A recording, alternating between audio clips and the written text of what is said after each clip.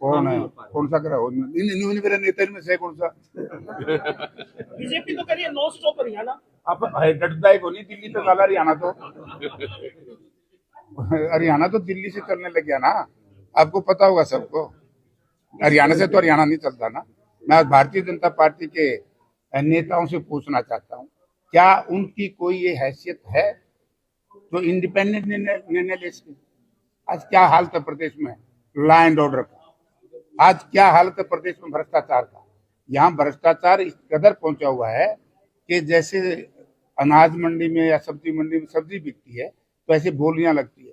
और मुझे आश्चर्य और दुख भी है, भारत के प्रधानमंत्री जी ने भी पार्लियामेंट में कहा था कि हम बिना खर्ची बिना पर्ची नौकरी देते हैं। हमने मामला उठाया कि ये बताओ नौकरी मिली कितनी, ग्रुप ए ग्रुप बी बहुत कम नौकरी दे रहे हैं, और वो भी बाहर के लोगों को दे रहे हैं। हरियाणा के, मैं कहता हूँ श्वेत पत्र जारी करे हरियाणा प्रदेश की सरकार के ए और बी ग्रुप में हरियाणा के कितने, बाहर के कितने। बाकी जहां तक सवाल है डी ग्रुप का, डी ग्रुप में जो इन्होंने बड़ी एक होता था ठग, ठगो है ना, अब मैं नाम नहीं लूंगा उस जगह का और कई रुस्से हैं भाई, तो वो ठगी हमारे साथ नौकरियों में। इन्होंने एक कानून बनाया जॉब सिक्योरिटी एक्ट, और जॉब सिक्योरिटी एक्ट के बाद बी ग्रुप की इन्होंने अपॉइंटमेंट शुरू कर दी, स्टेशन दिए। आज 3000 बच्चे बिना स्टेशन के घूम रहे हैं, और HKRN के जो बच्चे उनकी लगे थे वो 5000 बच्चे हटा दिए। तो जॉब सिक्योरिटी एक्ट का क्या हुआ?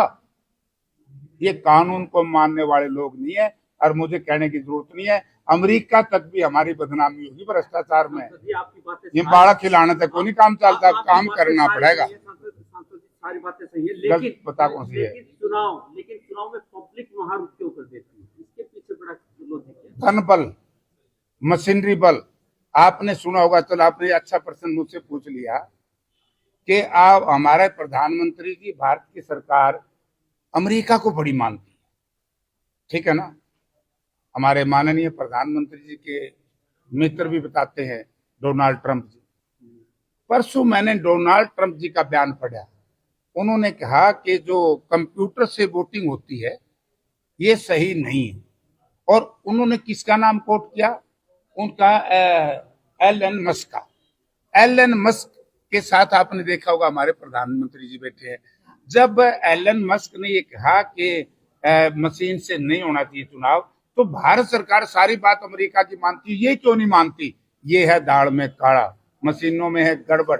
हमारी पार्टी ने अब लोकल बॉडी चुनाव में भी हमने ऑब्जेक्शन किया था। आप एक बात का फर्क देखो, कितना जुल्म हरियाणा के साथ। यानी कि उत्तराखंड में बीजेपी सरकार है, वहां तो बैलेट से हो रहा है हुआ, और हमारे यहाँ मशीन से करा रहे हैं। और कितने दिन, 2 तारीख को बक्से रख जाएंगे, 12 तारीख को चुनाव काउंटिंग होगी, क्या मतलब 12 दिन भाई। तो यार मेरा मुंह गलत लिख दिया, मतलब गलत लोगों को प्रदेश फंस गया। सही मायना ये कोई के, मुझे यही नहीं पता या ब्यूरोक्रेसी इतनी हैवी है जिसकी कोई हद नहीं होती। मैं नहीं कहता ये बीजेपी के सारे MLA को बोले हमारी अफसर को सुन दे, मैं बतारी अफसर क्यों सुनेंगे, ऊपर दिल्ली वाला की सुनने में थारी की लोट पड़ेगी। ये तो कांग्रेस ही थी जिसने जींद का विकास कराया, जिसने हरियाणा का विकास कराया।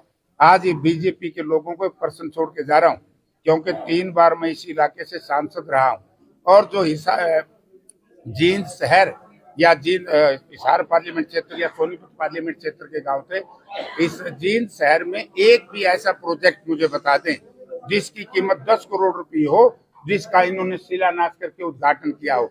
आज चाहे एक्सप्रेस हाईवे हो, आज चाहे शहर में, आज मैं निकला मुझे बड़ी प्रसन्नता हुई कि टाउन हॉल में देखा कैसी फिजा बदली है। ये भी कह देंगे बीजेपी आएगा हमने बदली है, नाम बदलने से काम नहीं चलेगा। एक टाइम में 100 करोड़ रुपए की ग्रांट इस शहर में दी तो चौधरी भूपेंद्र सिंह हुड्डा ने दी, जयप्रकाश सांसद था। या यूनिवर्सिटी बनाई तो चौधरी भूपेंद्र सिंह हुड्डा ने बनाई।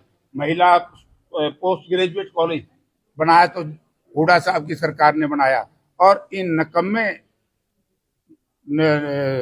हुक्मरानों को हमने कहा था, मेरा असेंबली में मेरी वो तकरीर है कि जिस तरीके से भी मेडिकल कॉलेज बना रहे थे, मैंने इनको एक राय दी थी कि भाई एक आप बड़ा, जैसे 200 बेड का हॉस्पिटल तो हमारी हुड्डा साहब सरकार में हमने बनवा दिया था, तो इसको 500 का बनाना है। इसमें एएनएम जीएनएम नर्सिंग कॉलेज उस टाइम हमने मंजूर कराए थे। 6 बरस तो इसका बिजली का कनेक्शन ये नहीं दुआया था कि पार्लियामेंट असेंबली में झगड़े होकर उसका कनेक्शन मिला था। तो हमने कहा था जो हमारा ये पुराना गवर्नमेंट कॉलेज का जो हॉस्टल है, वहाँ एएनएम जीएनएम नर्सिंग का बना हॉस्टल, और वहां से फुट ओवर ब्रिज बना करके सीधा अस्पताल में था, जो बच्चियां रात को जाएं दिन को जाएं तो काम करें। इन्होंने काम कुछ नहीं कराया भाई, ये तो नाम बदलने पे लाग रहे हैं, तो हमने बुकान पे लाग रहे हैं, तो हमने इनकी बुकाई मान लो।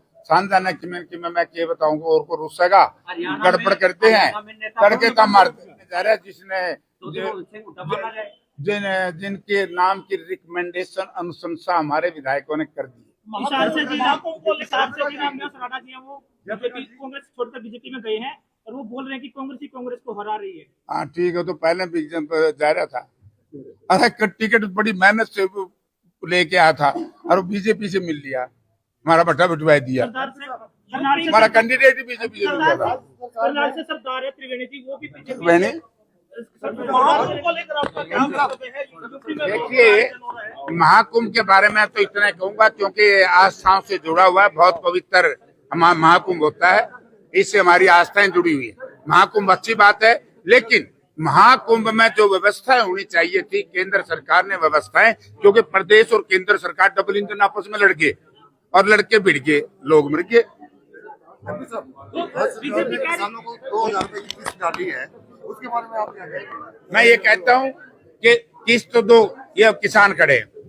6000 रुपए में पार्लियामेंट में बोल रहा हूँ, 6000 रुपए 2019 में भी 6000 थे, जब डीजल का भाव था 60 रुपये लीटर, आज डीजल है 90 रुपये लीटर, आज भी वही 6000 साल के हैं, वही है ना। नंबर 2, यूरिया के दाम बढ़ा दिए, यूरिया का वजन घटा दिया, डीएपी के दाम बढ़ा दिए, कीटनाशक दवाओं के दाम बढ़ा दिए। किसानों के साथ बहुत बड़ी बेईमान ठगी है ये सरकार, संपूर्ण किसान विरोधी है। और नया नोटिफिकेशन जो मैंने पढ़ा है, अब जनता के बीच में आ जाएगा, किसान के साथ एक दूसरा अन्याय होने जा रहा है। बीजेपी कह रही है कि एक है बीजेपी, अच्छा ये नाना नानी की है, बाबू बेटा जितने बीजेपी में लोगों को बका रहे हैं, परिवारवाद की बात करते हैं। माननीय राजनाथ सिंह का बेटा क्या करता है, हम हमारे साथी हैं, हमारे साथ एमपी भी रहे, ये क्या इनका नाम, राव इंद्रजीत, उनकी बेटी क्या है, किरण चौधरी की बेटी क्या है। कांग्रेस की आप चर्चा करते हो, परिवारवाद बीजेपी में नहीं भाई, पहला नहीं हुआ करते, झूठे मिर्जे हैं इनके, तो ताप भी नहीं चढ़ता, बता दिए। बडोली बेचारा बड़ा परेशान है, बहुत परेशान है, अरे परेशान है, मैं उसकी क्या बात करूं, वो एक केस में फंस रहा है।